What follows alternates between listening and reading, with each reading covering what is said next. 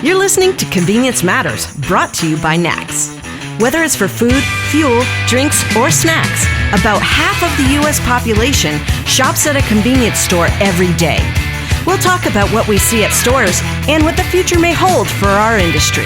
We're going to do some rockin' today, but since we don't have rights to music, we're going to talk about rockin', and we're going to talk about cultures that rock. Welcome to Convenience Matters. My name is Jeff Lenard with NACS. And I'm Carolyn Schnare, also with NACS. And we are here at the NACS show, and we're talking to our general session speaker who kicked off the NACS show, Jim Knight. Don't call him a motivational speaker. That's right. Yeah, you could if you wanted to, but then I'll just wind up doing a little bit of a correction. I try not to say that motivation is the thing I'm going to focus on. I don't want to just inspire people. I think if that's the byproduct and it happens, game on. But I'm an educator at heart. I want to teach and I want it to be meaty. So yeah, if you call me a motivational speaker and we're just passing, that's fine. But if I have an opportunity to let people know what I do, I'd rather do that. So your presentations all have the word rock in them. They do. Part of it is because of your background with hard rock and customer service there. But what is it about rock that you find really connects with audiences? Yeah, I think, well, you said it best. First off, I was immersed in the spirit of rock and roll for 2 decades working for hard rock. So that will certainly affect you. I do have a music degree as well. And so I did a lot of music appreciation. But there's something about bands and brands, and I do a lot of analogies between these two, that have a lot in common. And I start thinking about how the lead singer is like a leader of an organization or brand. I think about collaboration. I think about the way that they have to communicate. Everybody has to have a voice. I think that bands have the same struggles that organizations do. And so there's something pretty fun for me to be able to take that rock and roll mentality and put it into the business world. And actually the majority of the things I talk about are in fact organizational tenets. I'm trying to get them to be amped up, whether it's service or product or atmosphere or whatever it is. I still think you can make the same analogies by just wrapping it in the velvet glove of rock.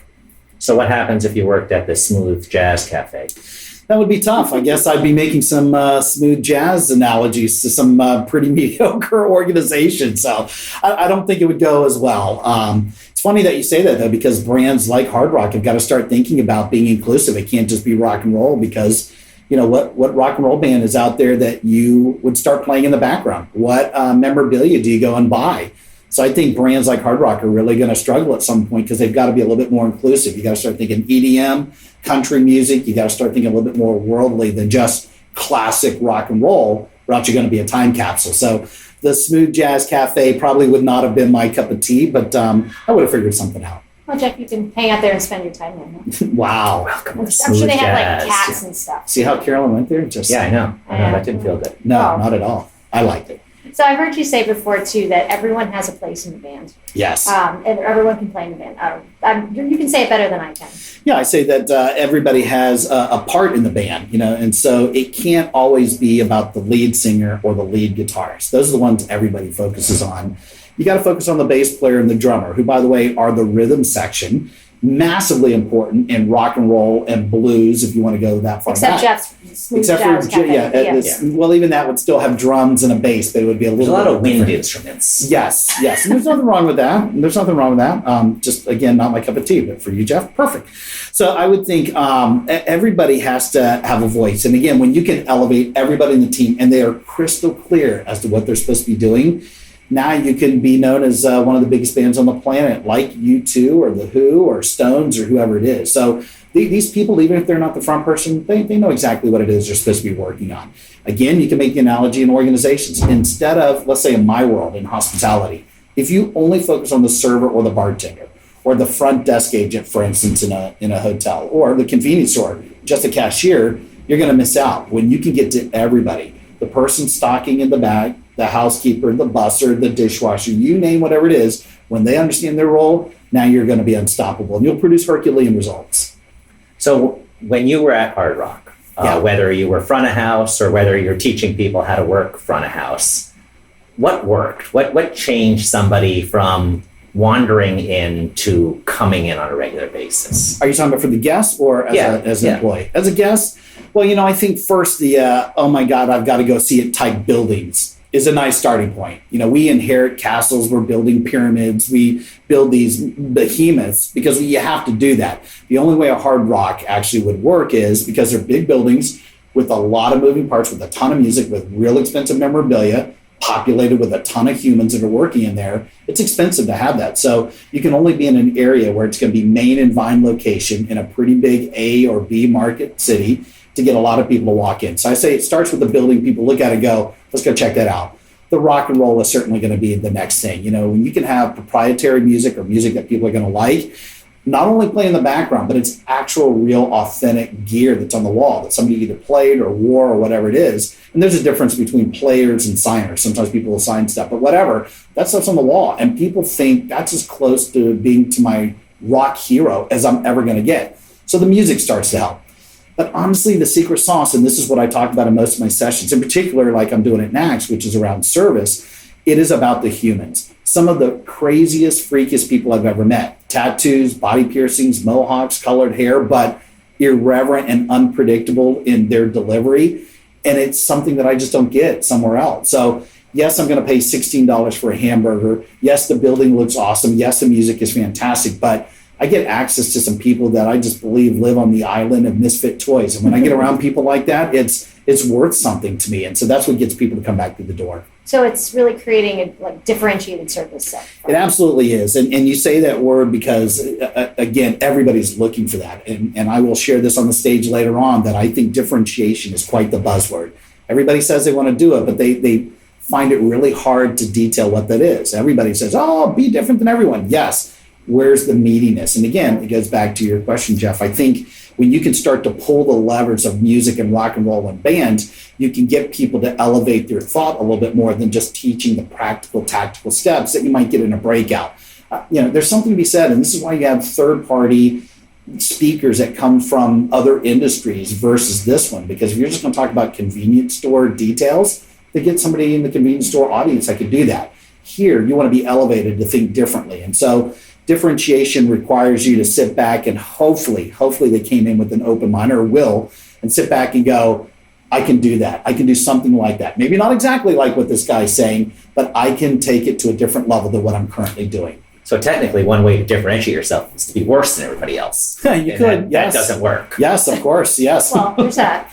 But we do a number of store tours, market tours throughout the world. Yeah. And some people are like, well, why are you going to Belgium or wherever, Germany? What are you going to there? Because you're seeing something different and you're learning something. And on some of these tours, Jeff, you've been on some with us, that we'll go to a restaurant, we'll go to a food court, we'll go to different things, because then they learn like, well, that's a way to serve I've never thought of. That's a way, and it's more functional at that point. It's back of the house, front of the house things, and the way the foods and the cultures are different. Maybe not the people as much, but it applies as much to people and to other, just getting outside of your comfort zone maybe, and just seeing what others are doing. That's right, yeah. I like that. And actually, it goes back to the 70, 80 engagements I do a year. And so predominantly I'm doing stuff that is outside of the industry I grew up in. And right now, I will always mention on the stage whoever my biggest clients are. So last year it was senior assisted living. So I do a lot in the senior assisted living community. This year it's funeral directors. So for whatever reason, people will look at me if you're not in that industry going, what in the world is this rock and roll guy with the spiky hair? What can he bring to the table in that industry? The funny thing is, it's the exact same stuff we all go through. Sure. Engagement, service, culture, performance management, leadership, you name anything, and they all struggle. They all want to be better than their direct competitors. So almost every industry, particularly industries that have competitors, they go to an association. And part of it is to learn about the future and what's happening, to do a little bit of a celebratory award thing. But they're also all looking at each other because they're all competitors. How can I be better than the guy or the girl next to me? So it's actually resonated quite a bit regardless of the industry that I've been in front of. So differentiation, going back to what you're saying, it's key no matter what I'm going to talk about. Yeah, one of the phrases that we hear an awful lot in our industry now, William Gibson said this in 1948, the future is here, it's just unevenly distributed. Nice. That means that there are things that are more advanced in China than they are here. There's things that are here that are more advanced somewhere else. And the future is already here. Yeah. You just have to go find it. Yeah. So whether that means different countries or whether that means different industries, you can learn a lot about a convenience store from thinking about how Jim ran Hard Rock. Yes. You can take the same principles about customer engagement and being able to have somebody walk in that front door and I'm here. I just want to check out guitars. And it's like, now I have to come back. Yeah. And what are one or two things that you've seen, or three, that can make somebody, as you say, a raving fan? Yeah. Raving is usually a bad term, but when it's a fan, it's a great term. Yeah, I'm not afraid to talk about raving fans. I want people to be almost cultish about whatever it is I'm selling. And if I think for a hot second somebody's going to buy the thing or the service I'm delivering, I want them to lose their mind to get access to it. So, when I grew up thinking about convenience stores, and not to name any names, I mean, there was a certain mentality, and it was dark and they were small and it was a square footprint, low ceilings. You got your candy and your drinks and your beer and whatever. It's beyond that. And I think the ones that have really, and I will share some of these because I've been in a Maverick, I've been in a Cumberland Farms these days. I look at Wawa, I look at Sheetz and Quick Trip and Racetrack. They're all doing fantastic job. Wawa probably is the one that people talk about the most right now, Wawa and Sheetz. And I'm from Central Florida, so I love that Wawa brand. I love everything about it. So the point is, and I will make this on stage, they have such wide aisles to get through. Their lights are very, very bright. They've got a killer seating area. Their bathrooms are clean. It's free ATM. It's employee owned almost predominantly, the whole thing. I look at all that and go, there are some businesses that are not going to do that. They're not going to be able to copy all of that. But the stuff they definitely could copy, they can have premium, great quality coffee if they wanted to. They could have great, clean restrooms. They could at least make sure that they've got unbelievably great rock star employees. That's not exclusive to Wawa. Maybe they stole them or Sheetz got them from somewhere else. But if I was in this business, and again, let's say I worked at another brand, XYZ, and I wanted to be like them, I'd be doing everything I possibly could to model it. So when you ask me about what would really make it a great culture or service that rocks, I look at those that have, for whatever reason, they have taken some cues from other areas. Maybe the retail space, maybe it is hospitality, maybe they've looked at a brand like Harley Davidson or Nordstrom or Southwest or Hard Rock and said, what are the tenets that we can make happen here? And people have got to stop complaining, saying, oh, why are we always talking about the same brands? There's a reason why we do it. They're awesome. So, if you want to play in that space and be mentioned on a PowerPoint slide with some other jackwagon on the other side of the country, you got to climb yourself into the space and be fantastic. When you can produce, Herculean results, it's not just because you were first to the market, because of your product, it's because you have great humans working for you. I'm never going to come off of that. It's my number one focus. Get great people and great things happen. How do you get those people? Well, it is hard. I'm not going to lie. I say it, and it's easy to say. It's the hardest thing you'll ever do is to find and mine for rock stars. And keep them. And keep them, too. I think if you find the right ones, you're probably doing a fairly good job from a leadership standpoint. But you're right. It's probably the biggest complaint that I have had when I've had some consulting businesses, finding and keeping great people. Well, let's just start from the front end. You can't, half the people, if you've got crap, you don't want to keep them anyway.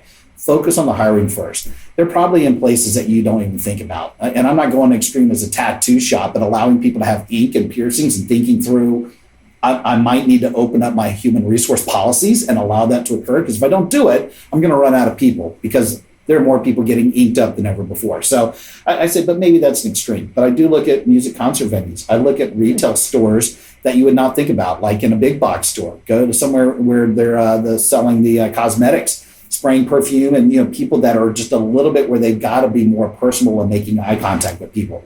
I'd figure out a way to go and hang out with tour guides. I'd go to theme parks. I would look for people that are just witty as all get out because they have to do that all the time. I'm looking for people that are improv actors. I'm looking for musicians that have a job at night, but they need a little bit of flexibility to be perfect during the day. Any way that I can think about where would people, the cool kids, hang out, that's where I'm spending my energy. And some of it might be college campuses and trying to get them early. You know what most people are doing? They sit back on their lemmings and go, I hope people walk through the door. They're waiting for people to fill out an application or resume or a CV. It's not going to cut it anymore. You're going to have to get off your butt and mine for them somewhere else. And maybe it's in your competitor. I would look beyond that. I think there's some really good opportunities in convenience stores. People just aren't thinking like that. Jeff, you did some message testing, right? And the hanging the help wanted sign outside the door was like literally the lowest tested thing, and people just like ran the opposite direction. I believe that. Yes, when usually when you hang a sign that says help wanted, the type of people you get that walk into a store and see a help wanted sign. There's all kinds of aspirational ways. Sheetz, one of the things they do, they have something on their website where hey, I know you're not looking for a job now, but give us your characteristics. And if something like that comes up, we'll let you know. Yeah, love it. And how are you more aspirational?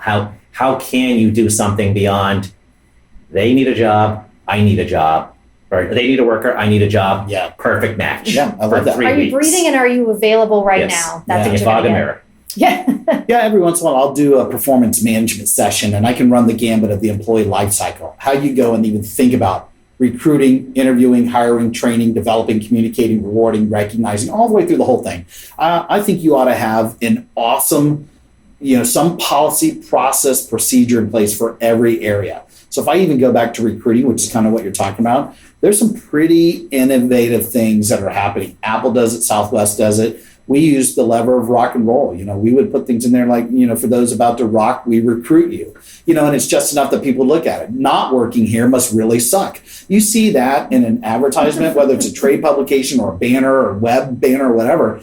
It's so much better than the help wanted or now hiring. You're more likely to get the results that you're looking for. Even Starbucks. I'm Googling. I'm going to see if those are available. Yes, so somebody beat me to it. Otherwise, well, we've won some awards with it, so I'm sure some of that stuff might be trademarked. Okay. I remember Starbucks had one that just said "Dream Venti." That's the only 2 words I had on their entire ad, and it had a little apron over a chair. And I'm going, Venti in Starbucks speak is large, big. Dream big, and that's all they had. And so the people who would get that or be attracted to it are the people that you want. Once you do the help wanted or now hiring, put a nail. They're done. It's just, I think it's horrible. So since you mentioned tattoo parlors earlier, the idea of raving fans, and you also mentioned Harley. I think that's the ultimate in terms of, I love a brand, that brand is on my skin. Yes. Is that something you see a lot of when you talk about great brands? People love it so much, it's part of their bodies? Yeah, so giving away a little bit of my secret sauce here. So if I can get to it today when I'm on stage, my final thing that I want to talk about is positioning the business to be tattoo worthy. So if you go online and just plug in employees and customers with company logos tattooed, you will get a whole bunch of stuff. Some of it you can't unsee, but there's some pretty cool ones too. The fact that people are wearing, let's say, a Sheetz logo or an Apple logo or a Hard Rock logo is amazing to me. And whether they're a customer or an associate, it doesn't matter to me. The fact that somebody said, I love a brand, I am so madly in love with the company that I'm willing to put their logo on the body, it just blows my mind. And so I used to teach a corporate university at Hard Rock called Rock 101. And I used to teach basic fundamental stuff, how to read a P&L, how to coach and counsel an employee, how to do an interview, like tactical stuff that everybody does. But we did some fun stuff, music appreciation, memorabilia, the power of the brand, philanthropy is instrumental, like fun stuff you wouldn't get anywhere else. This happened 4 times a year, did it 4 times a year. No matter what manager, no matter what location, you had to come to Orlando to go through this conference. Every once in a while, I'm not going to lie to you, but I'd say every other, if not every third for sure, a group of managers, leaders would go out to get tattoos on their body. Leaders, some of them, their first tattoo. And every once in a while, someone would show up with like a Hard Rock Cafe on their arm or Hard Rock Hotel on their calf muscle. And so I'd look at them and I go, because first off, they were excited. They're like, look what I did last night. And they'd show it to me. And my mind goes to, dude, that never comes off. You know that, right? What are you doing? But their answer was always something like this. Yeah, I'm in it for the long haul. I have interviewed for the last time in my life. And as an employer, you're like, I love this. This is awesome. And I'm also thinking they're unemployable. They're not going anywhere else. I hope they're good at least. Turnover, they're staying. Yeah, at least let's hope they're good. It amazes me that people are willing to do that, whether they're on the end user or they're internal. And the reason it's a great question. I think when people do that, people getting tattoos are basically in it for the long haul. They're saying, I have no problem with commitment. And when people do that, it rocks my world, but it does happen. I think you can position the business to be tattoo worthy. If you do that, you'll be unstoppable. Yeah, and they're basically saying we don't love their products, we love them. We love their values. Yeah. And their products may change, transcends that. But they are aligned with me. That's right. Yeah. People don't get the Apple logo simply for the MacBook Pro. I mean, it's cool and it's sleek and it's sexy. It's because they've fallen madly in love with Apple and everything that comes with it for that person. So yeah, I believe that. We had a guy on a podcast, like maybe 7 or 10, no, that was a while ago, Anthony Perrine. And he said he did a contest. He's fun. He's crazy. If anybody wants to line up, you can get a tattoo just this day. I'll give you free coffee or ice cream or something for a year. And I'll pay for the tattoo. One store operator. And he if had you get our tattoo. 50 people in line at like 5 a.m. Wow. And I think it was even more than that, right? Yeah. It's crazy. It's just That's awesome. that he connected as a I brand. love it. Did they I all love get the tattoo? I think they did. He paid for a couple extras, yes. Yeah. Listen to the podcast, folks. Yeah, right? Yes. Yes. I love it. So, culture. We're talking about culture Mm-hmm. that rocks, and we also talk about rocks. Have to ask, what's your favorite band? Why? And how did you start your musical journey and using musical references and relating them to business? Yeah. I probably am safe when I'm on the stage saying that U2 is probably my favorite because they're so well known. But the bands that I grew up on, I'm a prog rock guy. So I grew up with Yes, Genesis, Journey. I love keyboards. I love harmonies. My music degree, performance and education. I was in a lot of choral groups. My voice now, I sing opera, church. It's very formal. So I'll do weddings and funerals. But so I love hearing a cappella harmonies with men or women. I just love that. So there was a lot of that went on with progressive rock. So now there is a progressive rock scene that exists, but most of it's over in Europe. So if I start naming off a bunch of bands, nobody would even know who they are. So I stick to more of the classic rock, the Beatles, the Stones, U2, Who, these are ones that influence me. And again, when you go to school for this, you have to take some music appreciation, and it opens up your mind to so much more. I do tend to use U2 and I use the Stones on stage quite a bit because they're just so easy. And every once in a while I have somebody comes to me and goes, why don't you pick somebody like today, and they'll give me a hip hop artist, or they'll give me a country artist. And I'm like, because there's only going to be 10 people in the audience that will know that. And the analogy, the levers I'm trying to pull are not going to be the same. If I can find somebody like that, that would be great. So I'm constantly, at some point, when the Stones aren't here anymore, that's going to affect basically some of the stuff that I say. I can't make some of the same jokes that I would maybe reference. But Keith Richards will still be here. Keith Richards will always be here. He'll be the only one. Actually, I have a funny story about that because they're on my bucket list. They're the only band that I've yet to see. I've seen everybody that I've ever wanted to see. And I was supposed to see them in Jacksonville, Florida this last year. And Mick had a heart problem and they canceled the show. They actually rescheduled. Mm-hmm. And I was literally online. It's the first time I'd ever been able to get through. Got 4 tickets on that first concert. But when they rescheduled it, I was already speaking somewhere else and I couldn't go. So I had to sell the ticket to get rid of it. But in my mind, I'm going, not Mick. Come on, not Mick. Yeah, I would have thought for sure it's Keith. Yeah. When one of them goes, I think that's going to be it for the Rolling Stones. So knock on wood. I don't have any wood near me right now, but I'm hoping that I get to see that band at some point. But I have my music loves spread throughout. I love a lot of, I like some jazz, maybe not the smooth jazz cafe, but yeah, I like a lot of vocals. Well, we can hang out with Jeff one day at your Smooth Jazz Cafe. I think it'll be a lot of fun. We can have Where is the Smooth Jazz Cafe? Where does this exist? In Jeff's brain. There you go. Let's just climb up in there. Sorry we brought this down. Now, it also just throw out synergies here, yes. Or cross promotion. You have a podcast. I do. And it's CEOs That Rock. It's called Thoughts That Rock. We do have a lot of CEOs on there. We've had the CEO of Firehouse Subs and Chili's. We're going to have politicians. We have some sports agents. We've got Scott Kelly, the astronaut, that'll be on here pretty soon. We're really excited about it because the way that we've set it up, it's 2 pieces of life-changing advice done in about 30 minutes. So we have some fun. There's some things that we'll do in post and sound effects, but for the most part, we're having an honest conversation, not somebody's total history. We're not going through their bio, which, by the way, comes up when you do interview style. Sometimes they'll go through a really long, hour-long process. Ours is very short. We just want to know the best piece of advice they've ever been given or the best piece of advice they'd like to give. We also co-host. I do this with a good friend of mine named Brant Menswar. Brant and I will give them our thought. They're usually pretty correlating, and we have some fun around that. And it's 30 minutes, and we're in and out, and it's been fantastic for us so far. So it's Thoughts That Rock, and I heard you're going to have someone we know on there.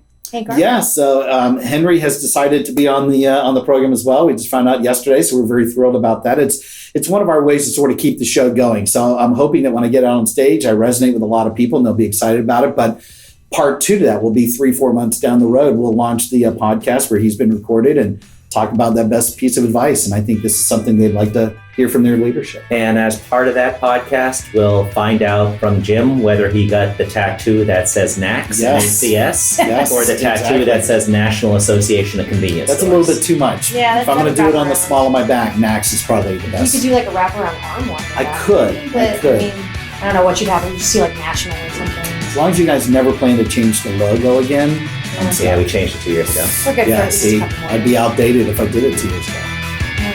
Anyway, Jim, it was a pleasure. Thanks for being Same on here. the show. And thank you. You really do rock. Thank you. Rock on. Appreciate it a bunch. Thank you guys for are awesome. listening to Convenience Matters. Convenience Matters is brought to you by NACS and produced in partnership with Human Factor.